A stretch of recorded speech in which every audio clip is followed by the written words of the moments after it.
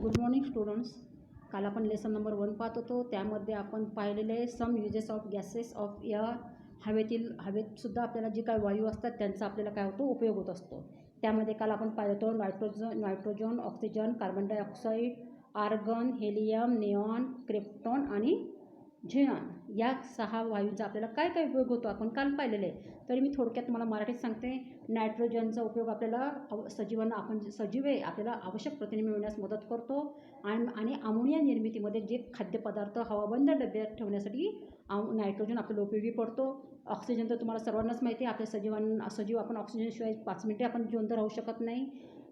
त्यानंतर carbon dioxide हा सर्वात जास्त वनस्पतींना अन्न तयार करण्यासाठी उपयोगी पडतो आणि अग्निशामक नळ काढण्याची म्हणजे यूज ऑन फायर एक्झिबिशन्स त्याच्यामध्ये उपयोगी पडतो. त्यानंतर आर्गन हा आपल्या घरामध्ये जे बल्ब असतात त्याच्या बल्बमध्ये आर्गन हा वायू वापरला जातो. त्यानंतर हेलियम आपल्याला इंजिनावर जे विमानं चालणारे असतात त्यांना त्यासाठी हेलियम उपयोगी पडतो. निऑनचा उपयोग जाहिरातीसाठी आणि रस्त्यावरती दिवे जे असतात स्ट्रीट लाईटिंग ज्याला म्हणतो त्याच्यामध्ये निऑनचा उपयोग करतात. त्यानंतर एक क्रिप्टॉन यूज ऑन फ्युरिक्सन ट्यूब्स म्हणजेच आपल्याला क्रिप्टॉनचा उपयोग आपल्याला फ्लोरोसेंट पाईपमध्ये वापरले जातात. जे मोठे मोठे पाईप असतात पाणी वाहून नेणारे त्याच्यामध्ये क्रिप्टॉन वायूचा उपयोग केला जातो.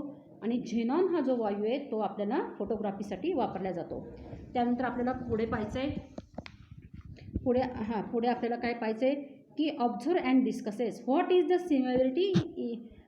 Similarity on the 3 picture. तुमच्या इथे 3 पिक्चर दाखवलेले आहेत. या 3 पिक्चरमध्ये 1.4 तुमच्या पुस्तकामध्ये 1.4 एअर पोल्युशन आहे. त्यामध्ये तुम्हाला 3 चित्र आहेत आणि या 3 चित्रामध्ये तुम्हाला काय सिमिलॅरिटी आहे, तुम्हाला काय आढळतं, तुम्ही त्या चित्राचं ऑब्झर्व करा. तर तुम्हाला या तिन्ही चित्रामध्ये काय दिसेल तुम्हाला की तुम्हाला पहिल्या चित्रामध्ये तुम्हाला धूर हवेत मिसळताना दिसेल, दुसऱ्या चित्रामध्ये तुम्हाला धूर हवेत मिसळताना दिसेल आणि तिसऱ्या चित्रामध्ये तुम्हाला काय मिळेल, धूर. आपल्याला यालाच आपण काय म्हणतो, ज्यावेळेस धूर हवेत मिसळला जातो याला म्हणतो आपण एअर पोल्युशन. आता आपण लेसन समजून घेऊ खाली की आपण तिन्ही चित्रांचं तुम्ही ऑब्झर्व केलेलं आहे. याच्यामध्ये आपल्याला धूर हवेत मिसळताना दिसत आहे. All the above picture show large scale emissions of smoke through different agencies.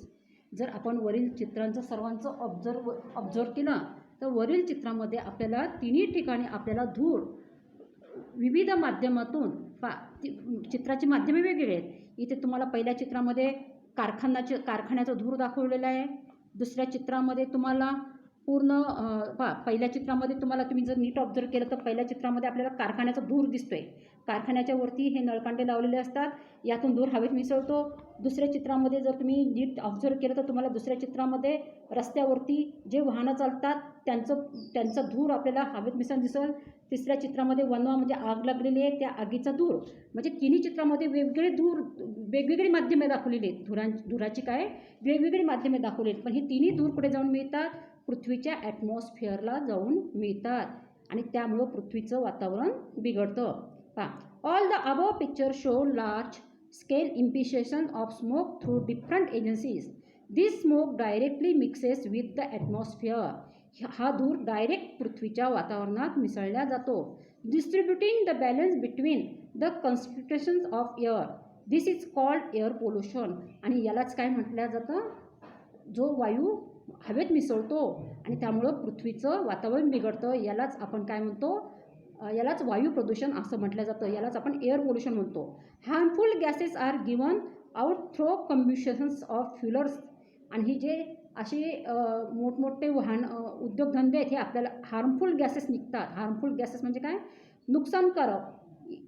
R given out through the combustions of fuels in vehicles and in big industries. म्हणजे हे धूर जे निघतात की नाही हे रस्त्यावरून जाणाऱ्या वाहनांमधून, मोठ्या मोठ्या व्हेकल्समधून आणि मोठ्या मोठ्या कारखानदाऱ्यातून हे धूर हवेत मिसळले जातात.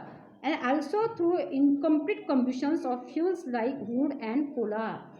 आणि याच्यामुळे काय होतं, लाकूड, कोळसा यासारख्या इंधनांच्या अपूर्ण, जर लाकूड आणि कोळसा अर्धवट जळला तर याच्यामधून सुद्धा धूर निघतो आणि तो हवेमध्ये पसरतो. As a result air pollution is increasing day by day. Day by day म्हणजे रोज, दिवसेंदिवस.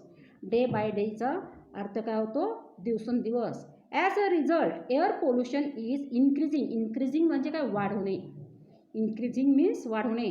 As a result air pollution is increasing day by day. म्हणून आणि हे प्रमाण सातत्यानं काय होतं वायू प्रदूषण एअर पोल्युशनचं प्रमाण दिवसेंदिवस काय वाढत आहे. आणि एअर पोल्युशन कशामुळे होतं ते आपण पाहिलेले. आता वेगवेगळ्या माध्यमातून धूर हवेत मिसळला जातो आणि हा धूर हवेत मिसळल्यामुळे पृथ्वीच्या ॲटमॉस्फिअरमध्ये मिसळल्यामुळे एअर पोल्युशन होतं. आणि हे एअर पोल्युशन हे वायू प्रदूषण आपण त्याला मराठीत वायू प्रदूषण म्हणू. हे डे बाय डे म्हणजे दिवसेंदिवस वाढत आहे. Ozone layer is protective shell. ओझोनचा थर आहे हा आपल्यासाठी किती फायदेशीर आहे. There is a layer of ozone O3 gas in the lower part of stratosphere. Stratosphere means स्थितांबर. पृथ्वीचा जो खालचा भाग आहे पृथ्वीच्या खालचा जो भाग आहे त्याला काय म्हणतात स्थितांबर. This is a layer of ozone O3 gas in the lower part of stratosphere. Ozone gas is not directly useful for the survival of living things. Ozone हा जो वायू आहे हा सजीवांना डायरेक्टली उपयोगी पडत नाही. पुन्हा समजून घ्या. Ozone gas is not directly useful for the survival of living things. Ozone हा वायू आहे हा सजीवांना डायरेक्ट उपयोगी पडत नाही. मग तो कसा उपयोगी पडतो. It is a very important for living things. So have this layer of ozone at a high altitude around the earth. पृथ्वीभोवती ओझोनचा थर जमा होतो खूप उंचीवर. पृथ्वीच्या एका ठराविक उंचीवरती काय आहे ओझोनचा थर आहे. हा ओझोनचा थर सजीवांना डायरेक्ट त्याचा उपयोग होत नाही. मग तो उपयोग कसा होतो. The ultraviolet rays coming from the sun are very harmful for living things. आपल्याला माहिती आपल्याला सूर्यापासून आपल्याला प्रकाश मिळतो. पण या सूर्याची जी किरणं असतात त्याला अल्ट्राव्हायोलेट रे म्हणतात. काय म्हणतात त्याला. द अल्ट्राव्हायोलेट रे ही काय असतात सजीवांसाठी आपल्या सजीवांसाठी खूप हार्मफुल असतात. आणि मग याच्यापासून आपलं संरक्षण कोण करतं. द ओझोन गॅस ऑब्सॉर्ब्स दिस रे. मग हा जो पृथ्वीच्या भोवती जो ओझोनचा थर असतो ओझोनचं काम काय आहे. सूर्याची जी अतिनील किरणं असतात जे अल्ट्राव्हायोलेट असतात ते हा ओझोन थर काय करतात ते शोषून घेतात. आणि त्यामुळे आपण पृथ्वीच्या सरफेसवरती जे आपण सजीव राहतो आपल्याला त्याचा काय होत नाही. आपल्याला त्या अल्ट्राव्हायोलेटच्या आपल्यावरती दुष्परिणाम होत नाही. आपल्या स्किनवर त्याचे दुष्परिणाम होत नाही.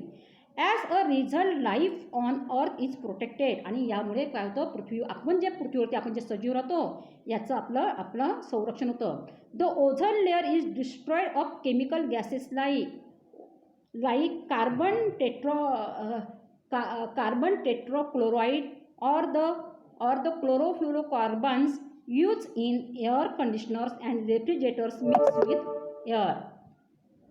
काय सांगितलेलं इथे की जे आपल्या घरामध्ये जे फ्रीज आहे जे काय आपल्या घरी AC वगैरे असतात जे वातानुकूलित यंत्र असतात याच्यामध्ये हवा थंड करण्यासाठी यातली हवा आपण जे फ्रीजची हवा घेतो फ्रीजची हवा घेतो ACची हवा घेतो ही हवा थंड करण्यासाठी आपण जे क्लोरोफ्लोरोकार्बन्स आणि कार्बन टेट्राक्लोराइड हे रासायनिक वायू हवेत मिसळल्यास ओझोनच्या थराचा नाश होतो. म्हणून आपण जे घरामध्ये आपण जे वातानुकूलित यंत्र वापरतो की नाही त्याच्यामुळं हवेत जो ओझोनचा थर आहे पृथ्वीच्या काही उंचीवरती जो ओझोनचा थर आहे त्याचा नाश होण्यास मदत होते. आणि जर या ओझोन वायूचा जर थर नष्ट झाला तर सूर्याच्या अतिनील किरणामुळे आपल्या सजीवांना धोका निर्माण होऊ शकतो. म्हणजे आपल्या घरात ज्या आपण आधुनिक सुविधा आहेत त्या आपल्यासाठी जशा आपल्याला त्या सुविधा आपल्याला चांगल्याही वाटतात तशा त्या आपल्या घातकही आहेत. The 16 September is celebrated as ozone protection day all over the world to make everyone aware of the importance of zone. ओझोनचं महत्त्व सगळ्यांच्या लक्षात यावं यासाठी 16 सप्टेंबर हा दिवस जगभर ओझोन संरक्षण दिन ओझोन प्रोटेक्शन डे म्हणून आपण साजरा करतो. इथपर्यंत लेसन मी तुम्हाला आज सांगितलेलं आहे. व्हिडिओ पॉज करा त्यातले हार्डवर्ड लिहून घ्या आणि लेसनचं रीडिंग करा. त्यानंतरचं लेसन आपण पुढच्या ह्याच्यामध्ये पाहूया.